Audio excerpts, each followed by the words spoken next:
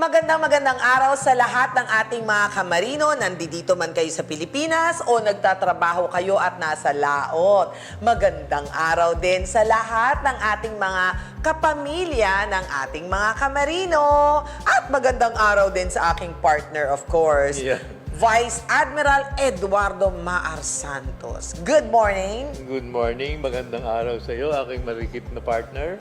At magandang araw din po sa inyo lahat at sa ating mga kasama ngayong umaga, ang ating mga kamarino at siyempre pamilya. Oo. Alam mo, Admiral, ang ating programa nakatutok para sa ating mga kamarino mula noon hanggang ngayon. Correct. Ginawa ng Marino through Amos Soup, Captain Oka. Yeah. And of course, nakasama pa si Captain Oka for the longest time, di ba? Yeah. And right now, with the leadership of our President, Dr. Conrado Oca, na patuloy na nagbibigay ng serbisyo sa ating mga kamarino. Nag-e-expand ang Amos Soup, di ba? Correct. Even with information, meron tayong yan ang Marino as part of the information dissemination at maraming mga seminars na nangyayari. Meron ding may mga magazines din At nakakatuwa dyan sa inyo, sa MAAP, meron din kayong MAAP production. Meron.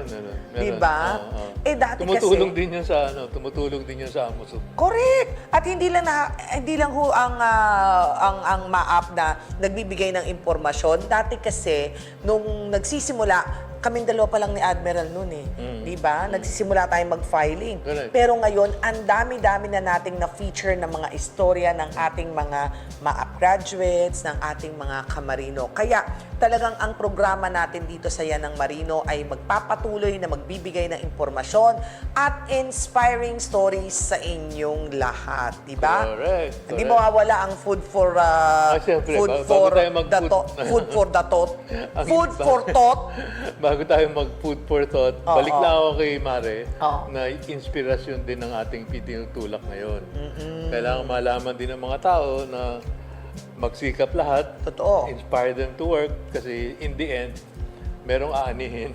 So, patuloy pa rin kami dito sa pagbibigay ng impormasyon, di ba? Kaya eto na naman ang iiwan ni Admiral sa inyo na quote. Ano nga ba yan? Ito, sa dami nga ng informasyon na sinasabi mo, Oo. ang quote ko ngayon galing kay John Naismith. Anong sabi niya? Ang sabi niya, I quote, "We are drowning in information but starved for knowledge." Ay. Unquote. Ang ibig sabihin, napakaraming dumadating sa atin na informasyon magmula sa YouTube, magmula sa Facebook, kung saan-saan, na wala namang katuturan.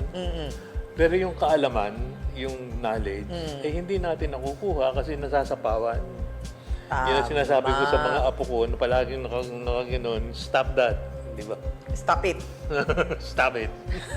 So, ano dapat? Impormasyon together with knowledge. Knowledge. At kung yung informasyon na makukuha mo, dapat may convert mo sa knowledge. Di ba? Very good. Yeah. Kasi, kaya lang, pipiliin mo kung ano yung dumarating. Tama. Siyempre, na kung ano-ano lang, ang dami kasi dumarating Talagang napakarami tayong information na papasok. Kailangan salain natin, filterin natin, at yun ang gamitin natin upang makadagdag sa ating kaalaman. That's very true. At yun din ang magagamit nyo sa buhay nyo. Correct. Tamang-tama talaga. Correct. Kaya naman ito, ating programa, hindi lang information. Di ba? Knowledge is power. Correct. Every episode, merong inspiration, merong information, may knowledge. Hinahanda po namin yan para sa inyo, mga kamarino. Kaya, bawal hong umalis sa inyong upuan. Tapusin nyo ang ating programa. Tutok lamang po dito sa... The first and the longest running program para lang po sa inyo, mga kamarino. All aboard dito sa... Yan ang Marino.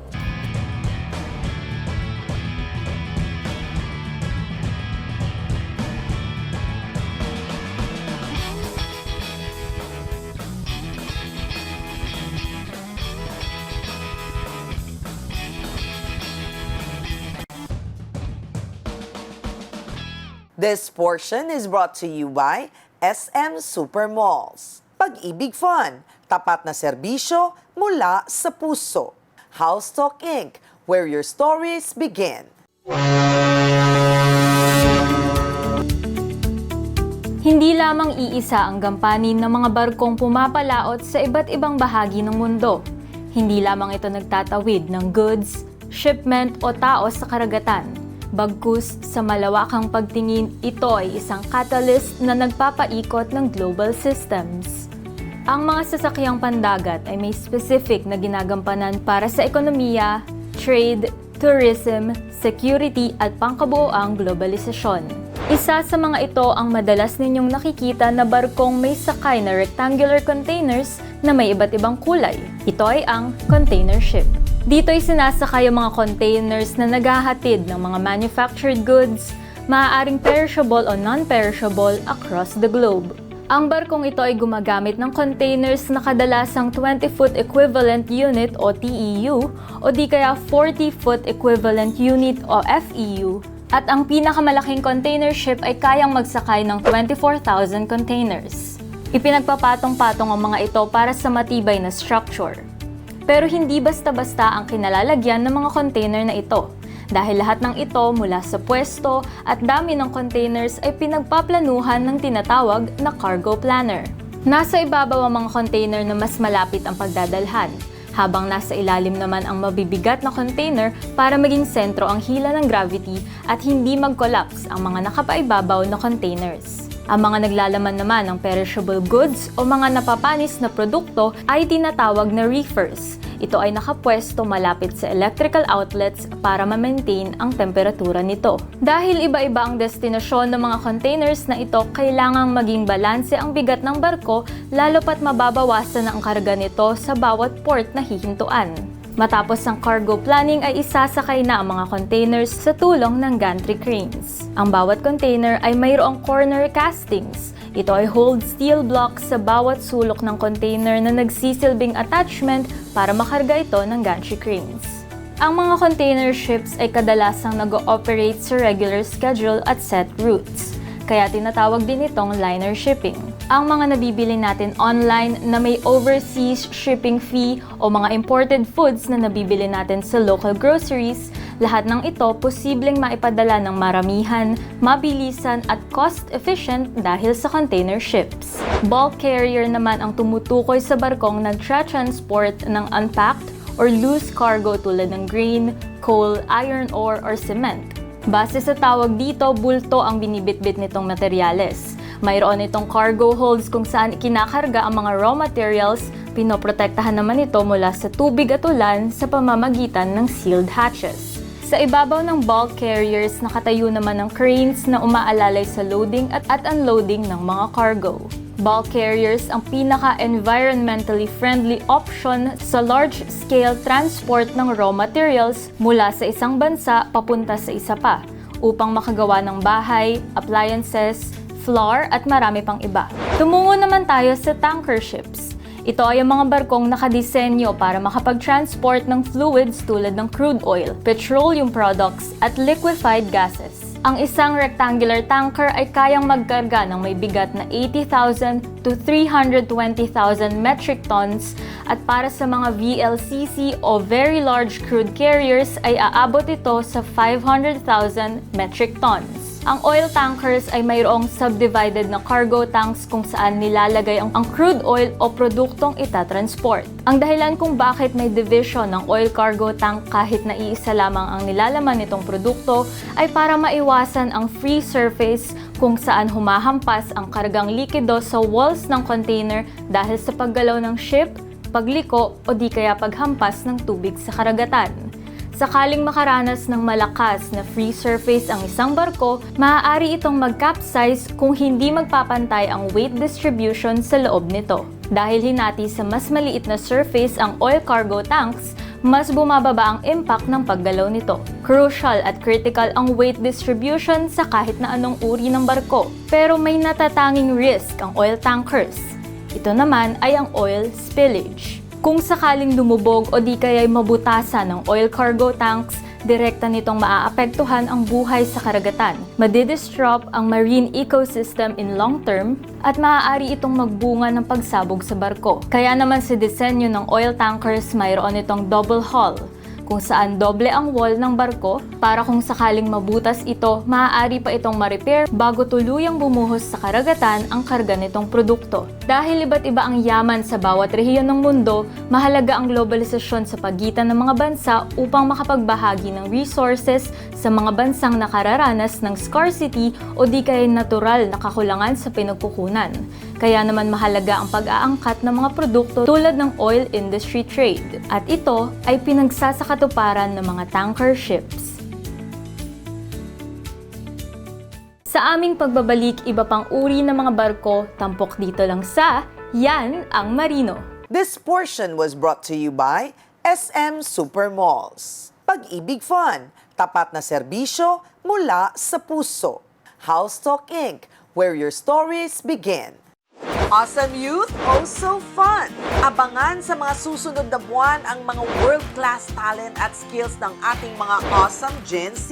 Tara na't makisayaw, makikanta at makisaya kasama ang ating mga special guest performers. June 27, SM City Grand Central. July 4, SM City San Fernando Downtown. Catch the hashtag Awesome Youth Craze only here at SM Supermalls.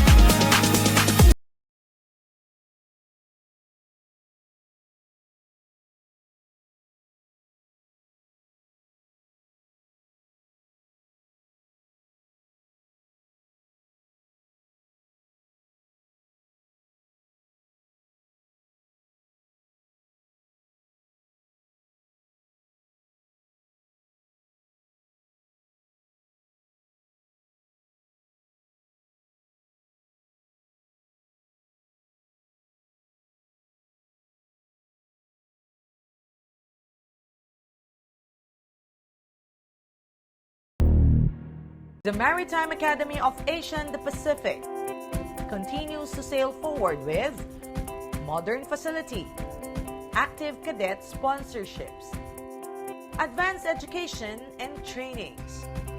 And as the premier maritime academy in the country, be a future world-class marine officers. Be at MAAP, ensuring excellence at sea at all times.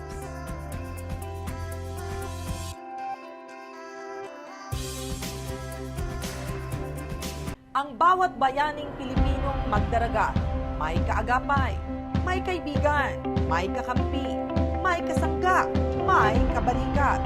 Ang iyong Associated Marine Officers and Seamen's Union of the Philippines. Kasama mo sa tunay na malasakit. Dahil AMUSUP cares.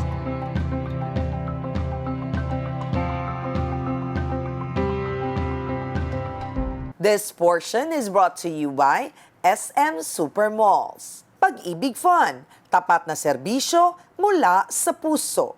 House Talk Inc., where your stories begin. Specialty vessels ang tumutukoy sa mga sasakyang pandagat na may ginagampanang specific purposes. Isa sa mga ito ay ang tug o tugboats. Ito ay ang mas maliit na boat na naghahatid ng assistance sa malalaking barko. Maaari itong tumulong sa pagbiyak ng mga yelo sa dagat o sa pag-apula ng apoy on board. Maaaring itulak o hilahin ng tugboats ang mga barko para matulungan ito sa direksyon ng paglalayag. Hindi kasi madali para sa malalaking barko ang mag-navigate sa makikitid na daang pantubig o ang paglapit sa daungan. Kahit na di hamak ang liit ng tugs sa mga hinihila nitong barko, nasa disenyo nito ang malakas na makina at specialized towing gears. Tumutulong din ang tugs kung sakaling kailanganin ng barko mag-emergency stop at para tugunan ang mga distressed o abandoned ships na kailangang itow o hilahin pabalik sa lupa. Ito naman ang tinatawag na naval ships. Tungkulin nitong bantayan at bigyan ng proteksyon ang maritime zones sa saklaw na teritoryo ng isang bansa. Mahalaga ang naval ships lalo na sa sitwasyon ng Pilipinas kung saan marami itong nasasaklaw na archipelagic waters na dapat bigyan ng karampatang seguridad. Nakadisenyo ang naval ships para makalaban at makapagdepensa sa naval warfare gamit ang weapon system at structural integrity nito. Nauuri ang naval ships sa dalawang malawak na kategorya, ang combat at support vessels. Ang combat vessels ay tumutukoy sa mabibilis at armadong warships na nakadesenyong humarap sa laban, offense man o defense. Habang ang support vessels naman ay non-combatant o hindi lumalaban sa warfare. Ang tungkulin nito ay suportahan ng combat vessels sa logistics, repairs at supplies para mapanatili ang tuloy-tuloy na operasyon ng mga ito. Dahil nalalagay pa rin sa panganib ang mga support vessels, armado rin ito para sa depensa. Alam nyo ba na ang pagpapangalan ng mga commissioned naval ships ng Philippine Navy ay ginagamitan ng prefix na BRP? Ito ay kumakatawan sa barko ng Republika ng Pilipinas na sinusundan ng tanyag na lugar o tao. Halimbawa nito ay ang BRP Miguel Malvar, FFG 06, BRP Jose Rizal, FF150, at BRP Antonio Luna, FF151. Kakaiba naman ang susunod na barko na ating pag-uusapan. Hindi materyales o produkto ang karga nito, kung hindi wheeled cargo o mga sasakyang panlupa. Ito ay ang roll-on at roll-off ship. Base sa kanyang pangalan ng mga sasakyang sinasakay ay nag-roll on board sa loading dock at nag-roll off board naman sa offloading dock. Gumagamit ito ng stern ramp para daanan ng mga sasakyan. Ang mga sasakyang minamanufacture sa ibang bansa na ini-import dito sa Pilipinas ay dumadaan sa ro-ro shipping, sapagkat ito ang pinakamabilis, cost-efficient at maramihang transport ng kotse overseas. May iba't ibang uri naman ng roll-on, roll-off ships. Ang PCC o Pure Car Carrier ay nagsasakay ng kotse, habang ang PCTC o Pure Car and Truck Carrier ay nakadesenyo naman para magsakay ng mga kotse at truck. Ito naman ang Conro o kayang magsakay ng sasakyan at containers. Ro-Pax vessels naman ang tumutukoy sa hybrid ships na nagsasakay ng mga sasakyan at mga pasahero. Tinatawag din itong ferry. Passenger ships ang tawag sa mga barkong tao ang isinasakay. Isang uri ng passenger ship ay ang ferry. Nagsasakay ito ng mga sasakyan at pasahero para sa short distance route.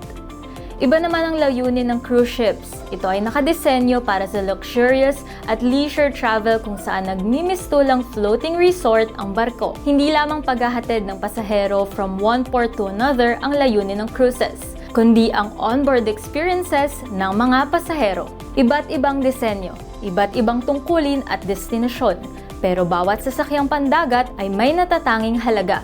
At higit sa lahat, ang mga ito ay tumatayo bilang pangalawang tahanan ng ating mga kamarino. This portion was brought to you by SM Supermalls. Pag-ibig Fun, tapat na serbisyo mula sa puso.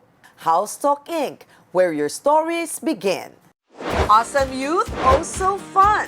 Abangan sa mga susunod na buwan ang mga world-class talent at skills ng ating mga awesome Gen Z. Tara na't makisayaw, makikanta at makisaya kasama ang ating mga special guest performers. June 27, SM City Grand Central. July 4, SM City San Fernando Downtown. Catch the hashtag Awesome Youth Craze only here at SM Supermalls.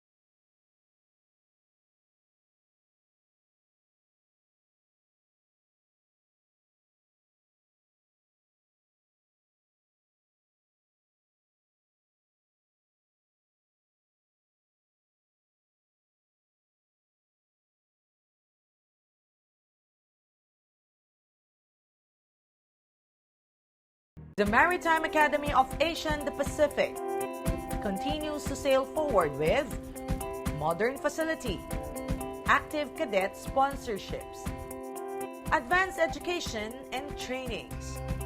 And as the premier maritime academy in the country, be a future world-class marine officers. Be at MAAP, ensuring excellence at sea at all times.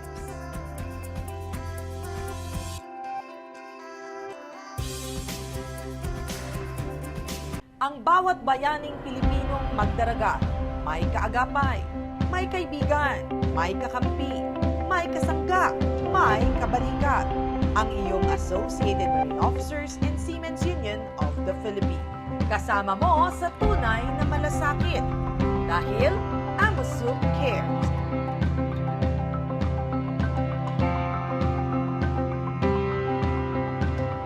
This portion is brought to you by SM Supermalls. Pag-ibig Fun, tapat na serbisyo mula sa puso. House Talk Inc., where your stories begin.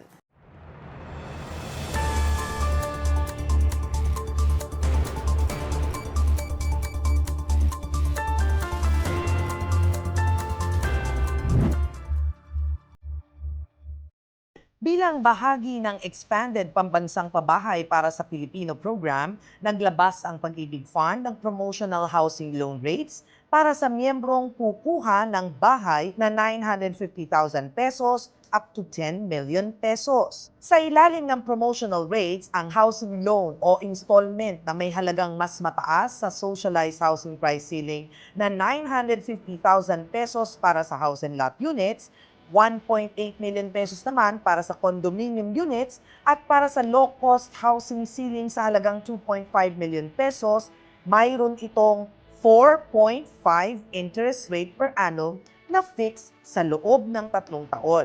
Samantalang ang housing loan or installment naman na mas mataas sa 2.5 million pesos hanggang sa housing loan ceiling na 10 million pesos ay papatungan ng 5.75% interest rate per annum na fixed din sa loob ng 3 taon. Matapos ang 3-year fixed period, susundin naman ang repricing period na pinili ng buyer. At yan ang good news mula sa Pag-ibig Fund. Nakauwi na ang 4 pang Filipino crew ng MV Epaminondas sa Pilipinas itong June 22 sakay ng Qatar Airways flight na lumapag sa Ninoy Aquino International Airport Terminal 3 sa Pasay City. Kasama nila ang 2 crew member na nauna nang nakabalik sa ating bansa. Sasailalim naman ang 6 na seafarers sa karagdagang medical assessment. Matatandaang isa ang MV Epaminondas sa vessels na hinarang ng Islamic Revolutionary Guard Corps at dinala sa Iranian coastline matapos nitong subukang dumaang palabas ng Strait of Hormuz noong April 22. At yan ang ating YAM News Updates. This portion was brought to you by SM Supermalls. Pag-ibig Fun, tapat na serbisyo mula sa puso. House Talk Inc., where your stories begin. Awesome Youth, oh so fun! Abangan sa mga susunod na buwan ang mga world-class talent at skills ng ating mga awesome Gen Zs. Tara na't makisayaw, makikanta at makisaya kasama ang ating mga special guest performers. June 27, SM City Grand Central. July 4, SM City San Fernando Downtown. Catch the hashtag Awesome Youth Craze only here at SM Supermalls.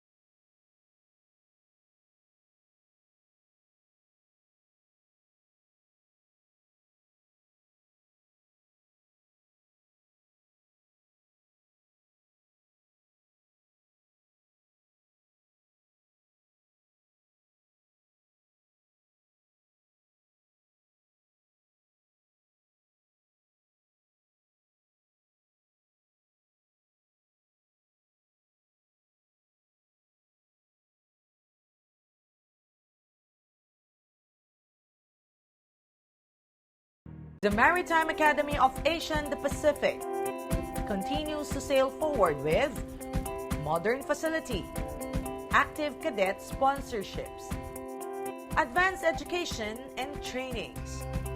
And as the premier maritime academy in the country, be a future world-class marine officers. Be at MAAP, ensuring excellence at sea at all times.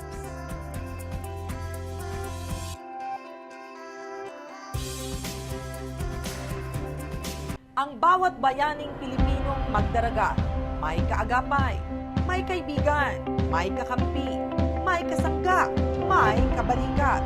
Ang iyong Associated Marine Officers and Seamen's Union of the Philippines. Kasama mo sa tunay na malasakit.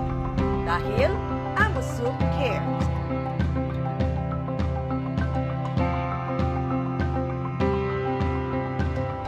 This portion is brought to you by SM Supermalls. Pag-ibig Fun, tapat na serbisyo mula sa puso. House Talk Inc., where your stories begin.